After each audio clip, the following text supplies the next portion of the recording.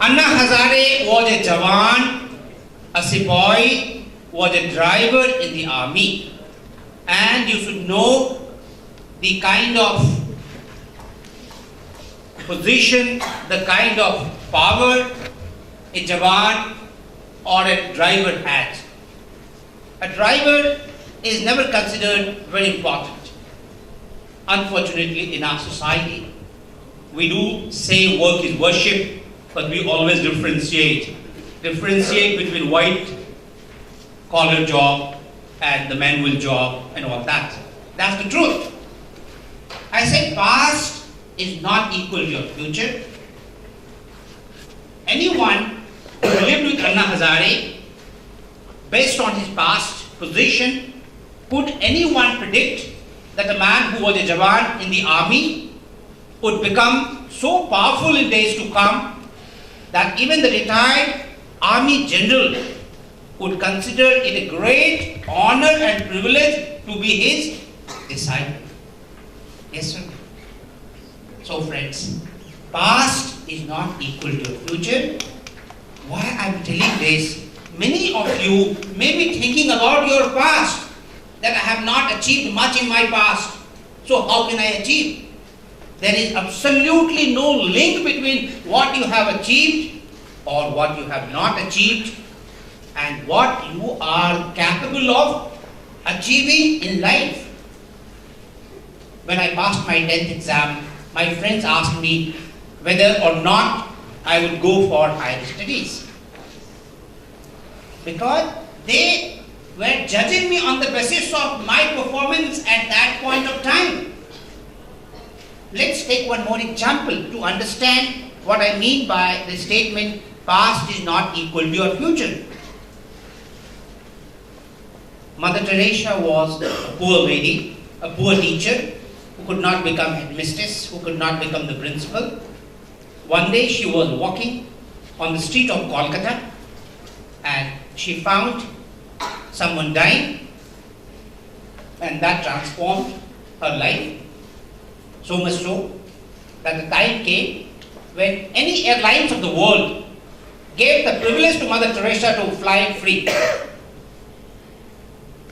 And we all know the kind of contribution Mother Teresa has made to our society. So past, my friends, is not equal to your future. Most of us remain prisoner of the past. We live in the past, as a result of which we are not able to achieve today.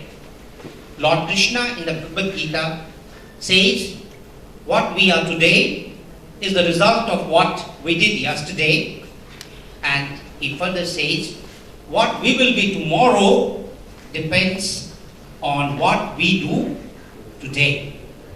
So friends, self-awareness is all about knowing what you are doing now, what you are doing today, what you are capable of doing, and not predicting your future, because you do not know what you are capable of achieving.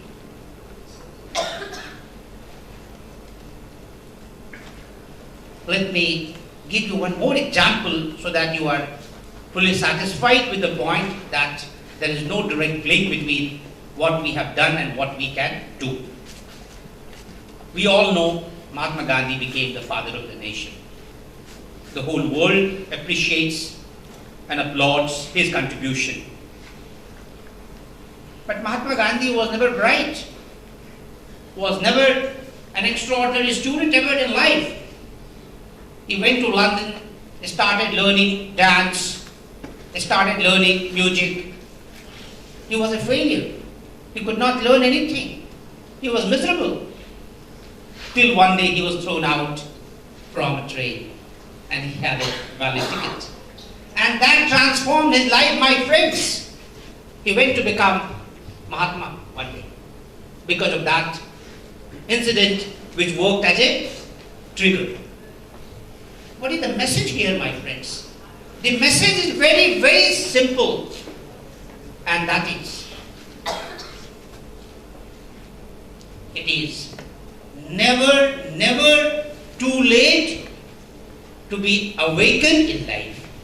It is never, never too late to realize what you are capable of achieving, what you are capable of contributing.